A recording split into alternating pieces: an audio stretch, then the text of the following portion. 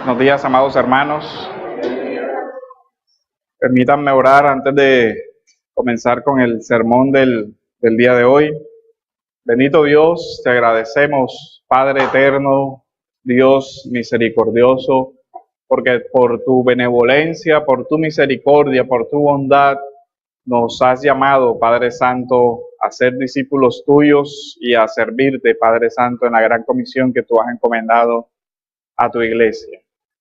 Hoy te pedimos que nos ayudes a comprender, Señor, el llamado que tú nos haces cuando nos llamas a seguirte como tus discípulos y las responsabilidades, Señor, y deberes que eso implica y el privilegio también que tenemos de ser, Señor, heraldos tuyos en medio de este mundo. Te pedimos que nos acompañes, Padre Santo, que tu Santo Espíritu nos ayude, que tu Santo Espíritu me ayude a exponer tu palabra, Señor, de la mejor manera posible, con la mayor claridad y para edificación de tu iglesia y para que tu iglesia, Señor, reciba tu palabra y sea edificada. En nombre de Cristo Jesús. Amén. Hoy vamos a hacer la segunda parte del sermón de Marcos, capítulo 1, 16 al 20. Quiero que volvamos a leer ese texto para que recordemos. En el primer sermón sobre este aspecto privilegiamos el tema o la exposición de todo lo que tenía que ver con la implicación del llamado que Jesús hacía. Hoy vamos a hacer más énfasis en el nuevo camino al que Jesús nos llama y a la misión a la cual Él ha encomendado a su iglesia. Voy a volver a leer el texto de Marcos, capítulo 1, versículos del 16 al 20. Mientras caminaba junto al mar de Galilea, vio a Simón y a Andrés, hermano de Simón, echando una red en el mar porque eran pescadores. Y Jesús les dijo: seguidme, y yo haré que seáis pescadores de hombres. Y dejando al instante las redes, le siguieron. Yendo un poco más adelante, vio a Jacobo, el hijo de Zebedeo, y a su hermano Juan, los cuales estaban también en la barca remendando las redes. Y al instante los llamó, y ellos, dejando a su padre Zebedeo en la barca con los jornaleros, se fueron tras él, o le siguieron. A modo de introducción, nosotros vemos que Jesús caminaba, Jesús ve, Jesús es el que llama y hace una promesa de formación o capacitación para aquellos que Él ha llamado. Cuando el texto dice: y yo haré que seas pescadores de hombres, yo haré que sean. Después viene el seguimiento. Ya habíamos dicho que el camino del creyente inicia con un encuentro, pero ese encuentro solo es posible porque el Señor ha venido a nuestro encuentro. Veíamos que es mientras Jesús caminaba, ve y Él llama. El encuentro con Cristo no es una iniciativa de parte del hombre. No se trata del camino del hombre, sino del camino del Hijo de Dios en medio de los hombres. Esa es la realidad de la vida cristiana. No es un camino que inicia el hombre, es un camino que el Hijo de Dios permite que nosotros iniciemos. Si uno lee este texto, uno puede ver la similitud con el llamado que Dios le hizo a Abraham y que fue interpretado por el apóstol Pablo en el libro de los Hebreos, capítulo 11, versículo 8. Donde dice: por la fe Abraham, al ser llamado, obedeció. Aspecto que ya nosotros vimos en el sermón pasado sobre al llamado de Cristo, al hombre solo le queda obedecer. Pero ahora vamos a ver el otro aspecto, saliendo para un lugar que había de recibir como herencia y salió sin saber a dónde iba. Si usted nota en el llamado que el Señor hace en este texto, son llamados, pero el Señor no dice a dónde van. Tenían que salir y el llamado a los discípulos es claro y categórico: síganme, pero no dice a dónde iban. En el desarrollo del evangelio, ellos sabrán cuál es su destino. Así como Abraham en su peregrinaje al final entendió cuál era su destino, los discípulos al final entenderían cuál era su destino. ¿Hacia dónde iban? Pues así como el Señor iba camino a la cruz, los discípulos irían camino a la cruz con él. Así como el llamado de Abraham tocó a todas las naciones, en ti y en tu simiente serán benditas todas las naciones de la tierra, Gálatas 3:6, el llamado de los discípulos también tocaría todas las naciones de la tierra, anunciando a aquel que es la simiente de Dios, el Hijo de Dios. Así que nosotros vemos una continuidad entre el peregrinaje de Abraham y el peregrinaje que ahora van a iniciar estos discípulos del Señor. En el texto de Marcos ya quedó claro, pero es importante que lo recordemos, que este peregrinaje inicia con un llamado al arrepentimiento. En el capítulo 1, en el versículo 4 dice, Juan el Bautista apareció en el desierto predicando el bautismo de arrepentimiento para el perdón de pecados. Y solo un texto antes del llamado, en el versículo 15, el Señor dice, y diciendo, el tiempo se ha cumplido, el reino de Dios se ha acercado, arrepentíos y creed en el Evangelio.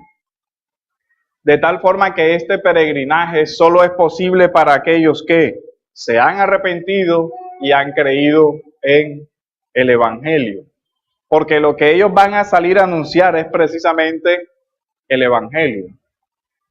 Así que con el encuentro personal con el Mesías y el nuevo nacimiento, que también es un encuentro personal con Dios, este encuentro cambiará la dirección de la vida de estos hombres de aquí en adelante y ha cambiado la orientación de las naciones que han recibido el mensaje del Evangelio.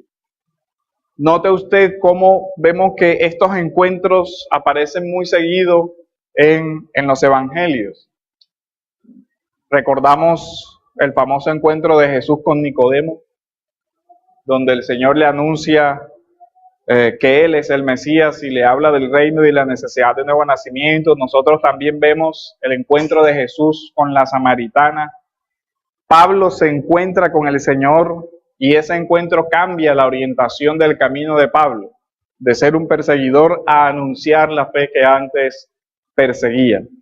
Nosotros vemos que cada vez que se presenta este llamado de Dios, se inicia un peregrinaje.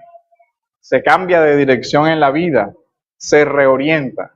Estos hombres estaban en sus labores cotidianas y el Señor les llamó y como respuesta a esa llamada de Cristo tuvieron que reiniciar un nuevo camino y una nueva misión. Nosotros vamos a ir desarrollando cómo esta misión inicia con el llamado. Luego viene una etapa de formación de los discípulos, en la cual el Señor se ocupa de hacer de ellos misioneros o pescadores de hombres. Nosotros vemos en la narrativa del Evangelio que Jesús va caminando con sus discípulos, sigue enseñándoles hasta que llega el momento donde el Señor les dice, ahora ustedes deben ir, deben abrirse camino en medio de las naciones. Pero lo que uno aprende de modo muy claro es, no se puede llegar a ser maestro si antes no se ha sido discípulo. Es un orden que uno ve en los evangelios muy claro. El Señor nos llama a ser discípulos. Cuando hemos sido formados, Él nos llama a ir como sus discípulos a enseñar. Solo siendo formados por Cristo, nosotros podemos cumplir la misión que Él nos ha encomendado. Entonces, el primer punto que vamos a tratar hoy es el seguimiento, el discipulado, formación para la misión. Todo el discipulado del Nuevo Testamento tiene un solo objetivo, que lo vemos en el versículo 16. Yo haré que seas pescadores de hombres. yo haré que sean pescadores de hombres. Para eso el Señor los ha llamado. Miren que en el llamado ya hay una declaración de propósito, una declaración de misión. Te estoy llamando para que me sigas y en ese seguimiento yo te formaré o yo haré que seas un pescador de hombres. Y después de esa etapa entonces comenzará la misión de la iglesia. El texto indica que se trata de un trabajo de formación que hará el Señor. El Señor hará que seamos. Esa formación solo se da en un contexto de una relación personal con Cristo. Veamos Marcos 3:14.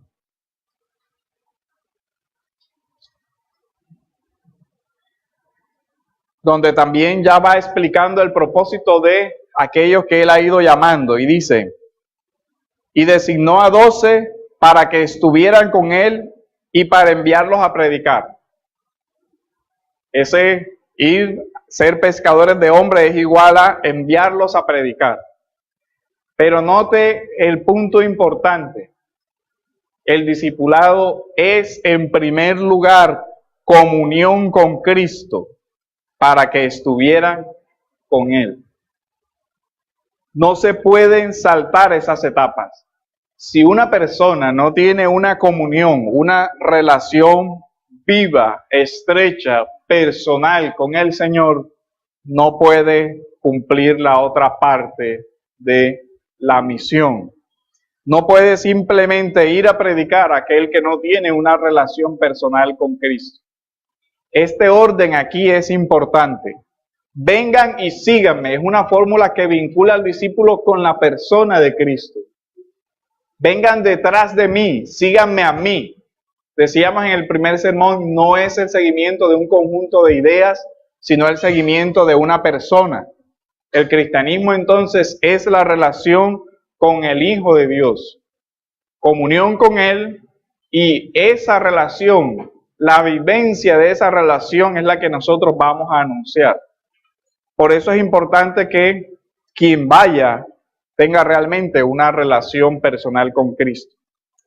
El discipulado es una conciencia de una relación con Cristo. Esto es muy importante porque nosotros vemos en todo el Evangelio la pedagogía que utilizó el Señor. Caminó con ellos, les acompañó en todo ese proceso, vio sus defectos, sus falencias y fue trabajando con sus vidas en un contexto cotidiano. En todos esos eventos que nosotros vemos relatados en los evangelios, el Señor estaba formando a aquellos que iban a hacer la misión que Él le había encomendado. No hay discipulado sin relación personal. Óigalo, y este punto lo quiero resaltar. No hay discipulado sin una relación personal con Cristo. Yo creo que este es un punto que la iglesia de hoy debe meditar muy seriamente, porque se tiene en muchos casos un concepto de masa o de masificación con relación a la vida de la iglesia. Discipulado es un programa por el que todo el mundo tiene que pasar, así como hay una embotelladora donde todo el mundo pasa y al final es el mismo producto acabado. Hay una visión centrada en programas y no en personas, en que una persona se le transmitan ciertos elementos y eso es discipulado. Resulta que la formación del discípulo es algo que va mucho más allá.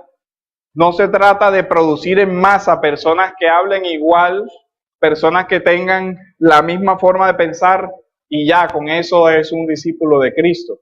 O que repitan como loros algún tipo de credo especial, porque la idea es que esa persona conozca a Cristo como su Salvador personal. Esa comunión no puede saltarse y esa comunión no se logra simplemente con establecer programas y más programas y más programas. Y nosotros vemos que parece que el objetivo de muchas iglesias sea tener un programa para cada día de la semana y que la persona estuviera en la iglesia desde lo más temprano posible hasta lo más tarde posible, y lo involucran en un conjunto de actividades y otra actividad y otra actividad, y esa iglesia cree que está ejerciendo la misión que Dios le ha llamado. Y muchas de esas personas ni siquiera conocen al vecino, ni siquiera saben el nombre del hermano. Esa persona que discipula ni siquiera sabe quiénes son las personas a las que está discipulando, no habla con ellos, solamente se sienta a dar una clase, todo el mundo se va como si fuera otra universidad común y corriente. El proceso de formar discípulos que uno ve con el evangelio es muy difícil porque requiere tiempo. Y nosotros queremos suplantar ese tiempo que debemos invertir en edificar la vida de la persona con actividades. Pero aquí todos los días se hace algo, pero tienes una relación con él, conoces las debilidades, las falencias. Cuando uno ve el modelo del discipulado tan relacional y personal que expresa el Nuevo Testamento, uno se cuestiona. Miren cómo Pablo en su carta pastoral a su amado discípulo Timoteo se detiene en detalles como: sé que estás mal de salud, toma vino en lugar de agua por causa de tus aflicciones. Eso no fue simplemente un tratado de gobierna la iglesia así, sino donde uno ve el amor a su discípulo y cómo tiene en cuenta los aspectos incluso de su cuerpo, del cuidado de su cuerpo. Dice, cuida tu salud. Te encomiendo con relación a ese aspecto esto y esto. Pero también conocía incluso las fragilidades del carácter de su discípulo. No te dejes amedrentar, no te dejes intimidar, no dejes que por ocasión de tu edad las personas tomen provecho de esto. Miren que también incluso conocía las inquietudes muy personales de su discípulo. Y le dice, ten mucho cuidado, a pesar de que eres joven, no permitas que tu autoridad sea puesta en entredicho. Es alguien que conoce a su discípulo y alguien que se preocupa por una formación integral de su discípulo. Cuida tu salud, cuida tu carácter, cuídate de ti mismo, incluso le dice en esas cartas. El discipulado entonces no se trata de una receta que se le da a todo el mundo de forma igual. Esto no es, tiene los mismos síntomas, venga, llévese la misma receta. Eso no es así. Si un médico hiciera eso con sus pacientes, sería un acto de clara deshonestidad. Bueno, no atiende el caso en particular. El discipulado entonces no se trata de darle la misma receta a todos los enfermos porque sus síntomas sean similares. Sí, todos somos pecadores, pero no todos pecamos de la misma forma. Todos somos pecadores, pero no todos tenemos ni las mismas luchas ni las mismas debilidades. Sin embargo, este aspecto no nos debe llevar al otro extremo del individualismo moderno. Yo soy el único que tiene este problema, por lo tanto allá no me entiende. Yo requiero una atención especial. Nadie está pasando lo mismo que yo estoy pasando. Nadie me entiende. Entonces, yo quiero un discipulador para mí solito porque yo tengo los problemas especiales que nadie más tiene. ¿Usted se ha preguntado por qué en este texto el Señor llama en parejas? Llama a 2 parejas, a 4 hermanos. Y de ahí en adelante usted nota que no se separan. Y al contrario, siguen añadiéndose más hasta que se conforma el grupo de los 12. Y aunque en contadas ocasiones el Señor habla con ellos a nivel personal, casi siempre cuando reprende al uno están los otros presentes. ¿Por qué razón? Porque también ellos necesitaban aprender de la corrección, aprender de las debilidades. El que no tenía por lo menos ese mismo problema, ya sabía cuando le tocara discipular a alguien que tuviera esa dificultad, cómo el maestro había tratado con eso. Los discípulos de ahí en adelante siguieron viviendo en una comunión estrecha. Fueron discipulados por Jesús. en el marco o en el grupo de los 12, de tal forma que las falencias de uno las vieron completamente descubiertas los otros. Las correcciones de uno o incluso los aportes de algunos de ellos, todos fueron conscientes de eso. De ahí que nosotros vemos que sí, es importante tener en cuenta la particularidad, pero es también importante ver lo necesario que es la vida en fraternidad para el discipulado cristiano. El Señor no escogió hacer discípulos de uno en uno. Bien podría haberlo hecho, pero ese modelo nos enseña a nosotros que la fraternidad cristiana es importante. Con el modelo de Cristo, con la pedagogía del Evangelio, nosotros vemos que Cristo nos llamó y nos unió a Él, pero también Cristo nos llamó y uniéndonos a Él nos une a los hermanos.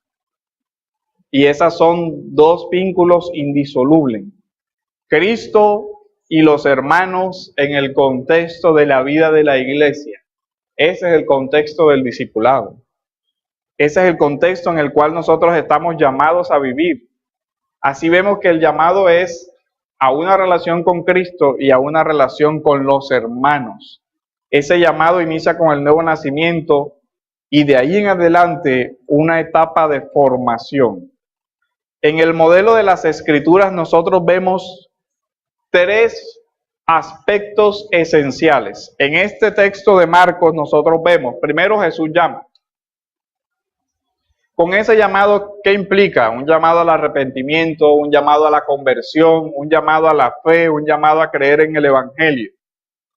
La respuesta da inicio al seguimiento o al discipulado. Pero después viene la formación, que es caminar con Jesús, ser instruido por Él.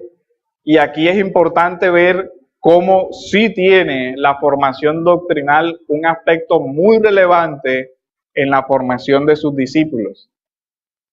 Cuando esa formación ha concluido, el Señor envía a aquellos que ha formado. ¿Sí nota lo sencillo que es el procedimiento? Somos llamados, somos instruidos, somos enviados. Después de que hayas estado conmigo, yo te enviaré para que seas pescadores de hombres. La pregunta sería, ¿por qué si ese es el modelo claro y sencillo de los evangelios, muchas veces nos complicamos la vida diseñando programas y todos los años se cambia el programa porque ya el programa no funcionó? Pienso que hay un modelo pedagógico del Señor en el Nuevo Testamento que la iglesia haría bien en tener en cuenta y que tiene un eje principal en una relación personal. Discípulos que sean instruidos por el Señor. Así nosotros vemos que el discipulado comienza por ser un hombre nuevo. Lo primero que necesita el discípulo es lo que dice el versículo 15. El tiempo se ha cumplido, el reino de Dios se ha acercado. Arrepentíos y creed en el Evangelio. Una vez que se cree en el Evangelio, por la gracia de Dios, se es una persona nueva, un nuevo ser, ha nacido de nuevo. ¿Qué viene después de eso? Enseñarle. Enseñarles a guardar. ¿Se acuerdan de Mateo 28? Id y enseñarles a guardar. Eso implica una formación que tiene que ver con una mente renovada, con los valores y principios del reino que deben ser aprendidos por estos discípulos. El reino de los cielos se ha acercado. Aquellos que vivirán en ese reino deberán aprender cómo se vive en ese reino. Por eso, el discipulado cristiano sí tiene una gran responsabilidad con la enseñanza y el aprendizaje. Ya hemos dicho muchas veces que contrario a muchas espiritualidades, el cristianismo sí valora el uso responsable de la mente y del pensamiento. Pero insistimos, un discipulado cristiano es algo que va más allá de un aprendizaje meramente intelectual.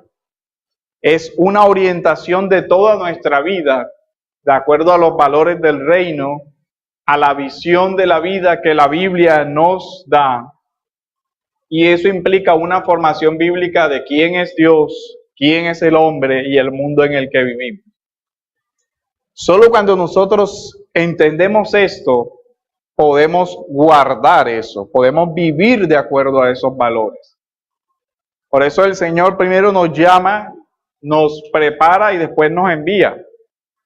En el caminar, en la vida diaria, en las opciones diarias, en las decisiones diarias, en la resolución de dificultades, incluso en los debates que el Señor tuvo, en todo eso sus discípulos estuvieron presentes porque era la forma como el Señor los estaba instruyendo, los estaba enseñando, los estaba moldeando, para que al final, ¿qué sucediera? Fueran y hicieran lo mismo que el Señor había hecho. Por eso Pablo muchas veces dice así a Timoteo, lo que me viste hacer, eso mismo haz. El discipulado tiene como objetivo la misión. Note algo, es la misión de la iglesia, es la misión de los discípulos, no es la misión de uno o dos o tres dentro de la iglesia. Este llamado a ser discípulos es para todos, en consecuencia el llamado a la misión que esto implica es para todos. También implica que el llamado a formarnos es para todos los discípulos. Nosotros tenemos muchos ejemplos de la Biblia donde el Señor enseña. La teología de la Biblia podríamos decir que es una teología narrativa. ¿Por qué? Porque se va narrando lo que va aconteciendo en la vida diaria.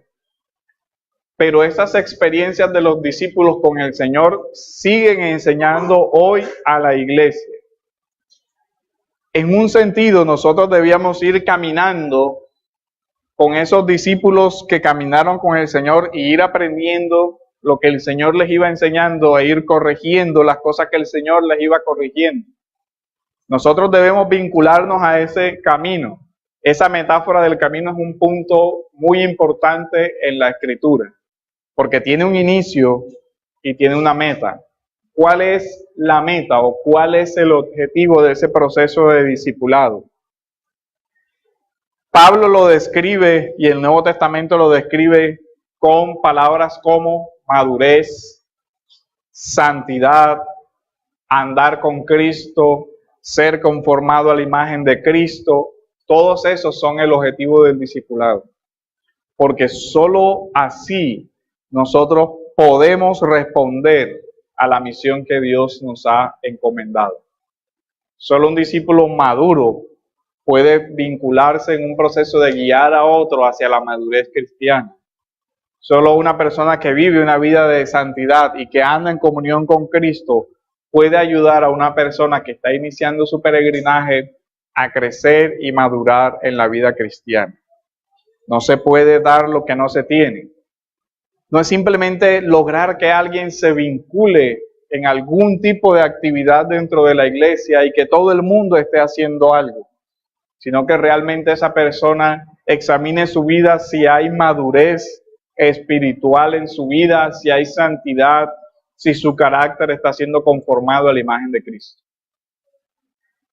Por eso, nosotros vemos que sin esa formación no puede haber misión. La Escritura dice que no podemos enviar a neófitos.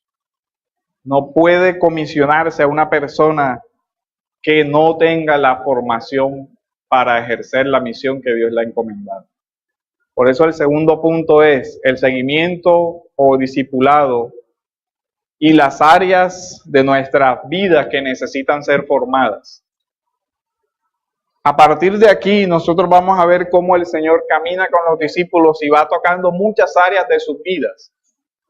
Pero quiero orientarlos a que en los sucesivos que vamos a ir leyendo el Evangelio, veamos ciertos aspectos donde el Señor trabaja con sus discípulos. Un primer aspecto es la madurez del carácter y la madurez espiritual. El Señor nos llama a andar con Él. Síganme. Veamos el texto de Primera de Juan, que nos ayuda a entender que ese caminar es una conformidad con el carácter de Cristo. En la primera carta de Juan, en el capítulo 1, en el versículo 6, dice: si decimos que tenemos comunión con Él. Note la parte de Marcos donde dice, para que estén conmigo. Si decimos que tenemos comunión con Él, pero andamos en tinieblas, mentimos y no practicamos la verdad. Andar. Si los discípulos no andan como su maestro, eso no es discipulado. Si no hay una imitación del carácter del Señor por una vida que se aleja de las tinieblas, no hay un verdadero discipulado espiritual. En el mismo capítulo 2, en el versículo 6, también nosotros podemos ver: el que dice que permanece en Él debe andar como Él anduvo. Ya habíamos dicho que el discipulado es imitación de Cristo. ¿Imitación de Cristo en qué aspectos? ¿En qué áreas? Pues en todas las áreas que nosotros podamos. En nuestra madurez espiritual, en nuestra madurez relacional, en todos los aspectos que son necesarios. Veamos el texto, el versículo 9 y 10. El que dice que está en luz y aborrece a su hermano está aún en tinieblas.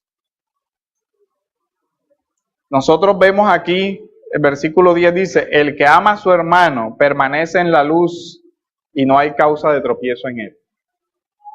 Un aspecto en el que nosotros debemos crecer como discípulos de Cristo es amar como Él amó. Y eso hace parte de la madurez cristiana. Nosotros debemos procurar desarrollar una madurez en los frutos del Espíritu Santo. Una madurez en todos los aspectos de nuestra vida que implican incluso nuestras emociones. Veamos Filipenses capítulo 2, versículo 5.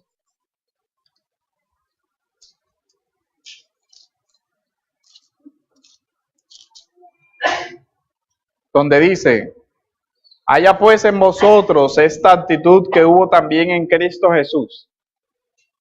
Reina Valera traduce: haya en vosotros este mismo sentir que hubo en Cristo Jesús. Es decir, incluso nuestra vida emocional debe ser semejante a la de nuestro Señor. Ser misericordiosos como Él es misericordioso, perdonar como Él perdona, amar como Él ama, identificarse con el dolor del otro como Él lo hizo, poner nuestra vida al servicio de los demás. Todo eso hace parte de la formación de nuestro carácter para que podamos cumplir la misión que Él nos ha encomendado. Crecer en el dominio propio, como Pablo le dijo a Timoteo. Crecer en tener un carácter semejante al de Cristo. Trabajar en todas esas áreas. ¿Eso qué implica? Trabajar en nuestra vida eclesial, sí. Familiar también. En nuestra educación de los hijos y en todos los aspectos que toque la vida cristiana. Todo eso hace parte de la formación del discípulo para que pueda llevar a cabo la misión.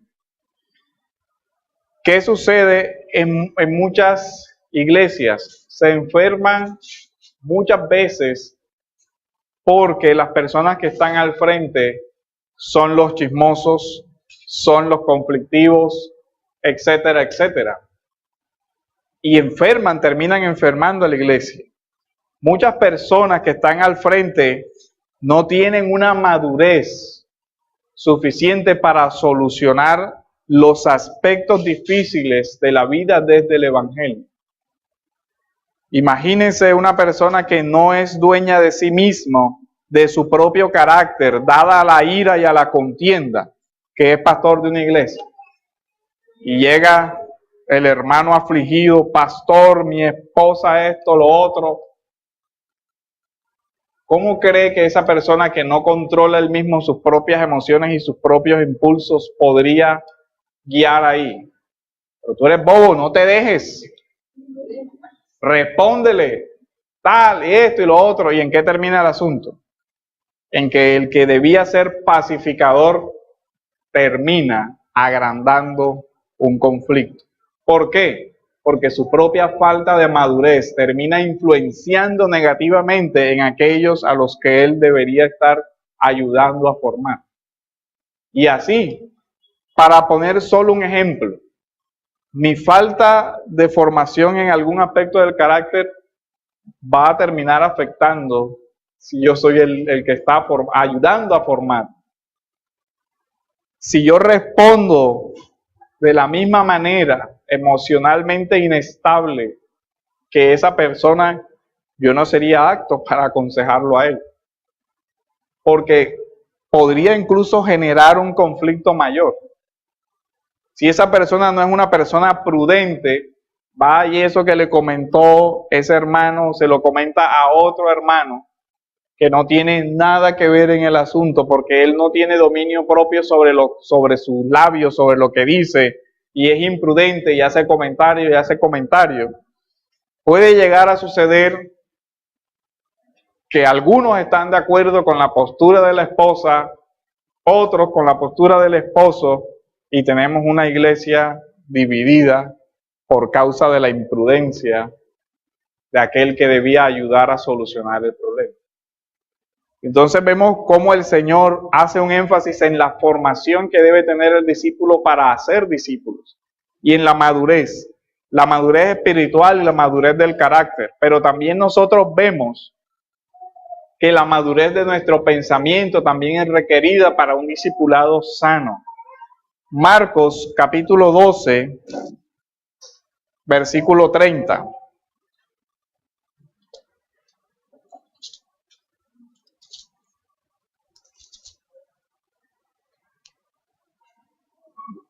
Y amarás al Señor tu Dios con todo tu corazón y con toda tu alma y con toda tu mente y con toda tu fuerza. La mente también va incluida, por lo tanto, el saber. ¿Puede una persona que no maneja con seriedad y con profundidad la doctrina cristiana ser un buen discipulador de alguien? Existe el riesgo de que lo termine envolviendo en las mismas herejías y enredos que él está creyendo. Si esa persona no tiene claro realmente el ministerio que Dios le ha dado como maestro, si no se ha formado y si no tiene una madurez para asumir un estudio serio de la Escritura y enseñarlo, puede ser un peligro para la iglesia. Por eso la Escritura advierte, no un neófito, para que no termine él enredando a otras personas. Nosotros vemos por los evangelios que el ministerio de enseñanza del Señor fue preponderante. Casi siempre uno ve, llegó a tal parte y enseñaba, y llegó a esto y enseñaba, y a sus discípulos en privado les enseñaba, y a sus discípulos en privado incluso les explicaba lo que ellos no habían entendido. Negar que la formación intelectual o la formación en la doctrina cristiana es esencial para desarrollar una mentalidad y una cosmovisión bíblica, coloca en un grave riesgo a la iglesia. Por poner solo un ejemplo de lo necesario que es esto para la misión, puede leer el discurso de Pablo en Atenas, donde Pablo habla incluso desde la comprensión del pensamiento de su época. Y es capaz de citar a los filósofos de su época y capaz de decir, aún sus propios poetas dicen esto, esto y esto. ¿Cómo es que ustedes no han entendido tal cosa? La capacidad para leer lo que está pensando la sociedad y poder llevar el evangelio es necesaria. Nosotros sabemos que el Señor no necesita de nuestros conocimientos para extender su reino, eso es cierto. Pero también es cierto que necesita menos de nuestra ignorancia para extender su reino. Así que no podemos excusarnos en, no, pero es que yo no tengo que ser un erudito para predicar. No, pero sí tienes que ser alguien que conoce la doctrina cristiana para hacer un discipulado serio y para tener una cosmovisión bíblica que te permita establecer un diálogo serio con cualquier corriente de pensamiento de este mundo y mostrar cómo el evangelio es infinitamente superior a cualquier idea humana. Pero para eso se necesita una formación seria. Amar al Señor con toda la mente. Solamente cuando nuestro carácter ha sido así formado y tenemos una formación también de la doctrina cristiana, podemos llegar a la misión. Bueno, ahí sí, vaya. Entonces nosotros vemos una vocación ahí. El Señor nos forma para ir. Los dos aspectos de la formación anterior son esenciales para cumplir la misión. Una formación de nuestra vida espiritual, integral, y una formación de lo que vamos a enseñar. Un desequilibrio ahí puede ser peligroso. Sí, yo entre comillas tengo una experiencia espiritual, pero yo no sé la doctrina cristiana. ¿Qué voy a enseñarle a él? O yo sé la doctrina cristiana, pero no tengo una relación personal con Cristo. ¿Qué voy a enseñar? ¿Otro cuerpo más de filosofía? No. Entonces, cuando la persona realmente ha sido formada en estas áreas, puede ejercer la misión que Dios le ha encomendado. Estas áreas son complementarias y necesarias para la formación. ¿Para qué cosa? Para ser pescadores de hombres. Y ese es nuestro tercer punto y es muy corto. La imagen de ser pescador. Como hemos visto, ser pescador tiene que ver con la misión que Dios nos ha encomendado. A nosotros nos puede ayudar a comprender algo que es de la naturaleza de la cultura semítica, que a veces asumió también el pueblo de Israel. Y es que para la cultura semítica, el mar muchas veces fue visto en relación con las fuerzas del mal. En el mundo de esa cultura, el mar era lugar de morada de demonios, así como el desierto era lugar, digamos, de presencias hostiles y peligrosas. Por eso, en el mundo de los semitas era muy importante los milagros tales como que Dios abriera el mar, porque estaba mostrando que era más poderoso que cualquiera de las fuerzas del mal que ellos creían que habitaban ahí. También es muy importante ver cómo el Señor camina sobre el mar. En medio de esa cultura donde se creía que el mar era morada de demonios, el Señor Jesucristo camina sobre el mar. Así que un primer acercamiento a eso es que los discípulos vieron que la misión era un claro choque contra las fuerzas del mal. Era inevitable que si ellos iban a los mares, lugar de las moradas de Satanás y demás, eso implicaba que la lucha sería muy grande. Incluso nosotros podemos ver una alusión de esto en el relato de la tempestad del mar, donde los discípulos se preguntan cuando el Señor dice, calla, enmudece, ¿quién es este que hasta el mar le obedece? Obviamente, refiriéndose al poder sobre las fuerzas de la naturaleza, pero también a lo que implicaba en esa mentalidad. El ser pescadores de hombres en el Antiguo Testamento casi siempre fue una metáfora del juicio. Usted puede leer en sus casas Isaías 19:8, Ezequiel 47:10, Amós 4:2, Habacuc 1:14 al 17, Job 40:20. Pero para entender el Nuevo Testamento yo solo quiero que vea dos textos que hablan en sentido positivo. Ezequiel 32 del 1 al 3. Dos versículos que nos mostrarán la dimensión del texto.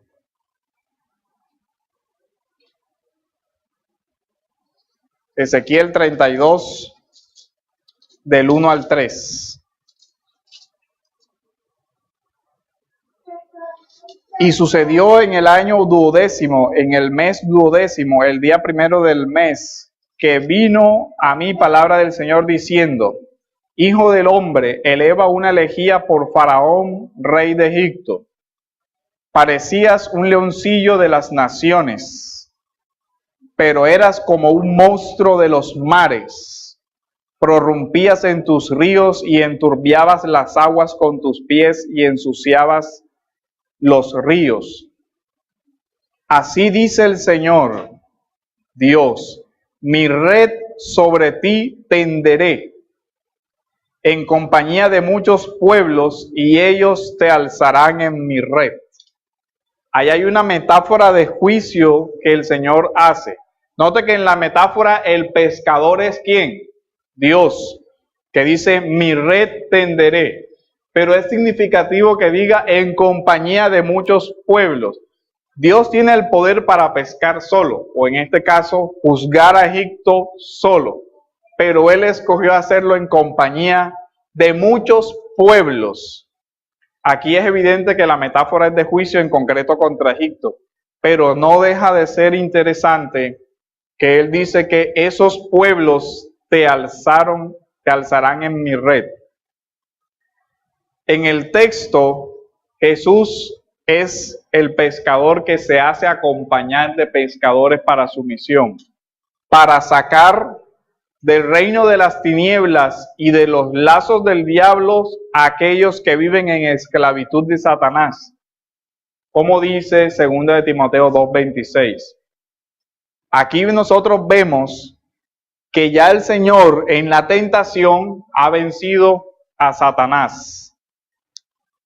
Este punto es importante para la iglesia porque nosotros debemos ver cómo las armas que el Señor nos ha dado para la misión son realmente importantes. La oración y la predicación de la palabra son las armas que Dios nos ha dado. Por último, quiero que veamos el texto de Jeremías, relacionado con la metáfora del pescar. Jeremías capítulo 16, versículos 14 al 16. Este texto todavía se parece más al de Marcos. Por tanto, he aquí vienen días, declara el Señor, cuando ya no se dirá: vive el Señor que sacó a los hijos de Israel de la tierra de Egipto, sino: vive el Señor que hizo subir a los hijos de Israel de la tierra del norte y de todos los países a donde los había desterrado, porque los haré volver a su tierra, la cual di a sus padres. He aquí enviaré muchos pescadores, declara el Señor, que los pescarán, y después enviaré a muchos cazadores que los cazarán por todo monte y por todo collado y por las hendiduras de las peñas. Aquí el texto está en el contexto de la promesa de restauración del pueblo de Israel de la esclavitud babilónica. Pero es interesante que usa la metáfora del pescar. Dice: yo enviaré pescadores que los pescarán y los traerán aquí. Y aquí se parece mucho a la metáfora de Marcos, donde dice: he aquí, yo los envío como pescadores y haré que sean pescadores. Es evidente en el texto de Jeremías y en el de Marcos que la pesca es sinónimo de rescate y restauración. Y también tendría una dimensión escatológica en el sentido de que apunta a la restauración de todos los pueblos por parte del Señor. Es importante esto para nosotros hoy. ¿Por qué? Porque la misión de la iglesia es rescatar a aquellos que están bajo la esclavitud de Satanás, bajo la esclavitud del pecado, y prepararnos para ir y entender que esa misión de la iglesia es una misión que requiere esfuerzos, trabajos, pero sobre todo que hay algo más allá de naturaleza realmente espiritual, de naturaleza demoníaca, que se opone a la misión de la iglesia. Nosotros debemos saber que las fuerzas de Satanás se oponen a que la iglesia cumpla la misión de ir y rescatar a aquellos que tiene cautivos. Esta es una misión y es un reto.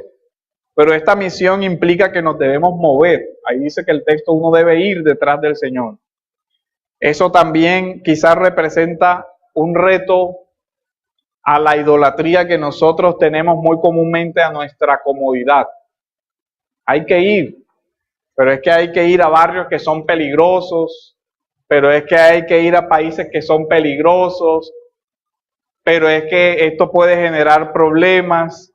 Yo me ofrezco a ir siempre y cuando sea por aquí cerquita al barrio y no me toque moverme mucho, ni asolearme, ni nada que represente problemas con nadie. Nuestro gusto por la facilidad va muy en contravía de lo que vemos en los evangelios. Yo me ofrezco a hacer cosas, pero cosas sencillas, que no me representen mucho esfuerzo y que no me quiten mucho tiempo para seguir viendo mis programas de televisión, mi internet, mi pasear y todo lo demás. Pero resulta que el Señor calificó la misión de la iglesia como un despojar al reino de la muerte, al reino de Satanás. Y eso no se hace de una forma tranquila. Es una batalla contra todas las potestades que los hebreos creían que estaba en el mar. Ir al mar, tú nos estás realmente pidiendo que nosotros vayamos allá a la propia morada de Satanás a pescar a alguien.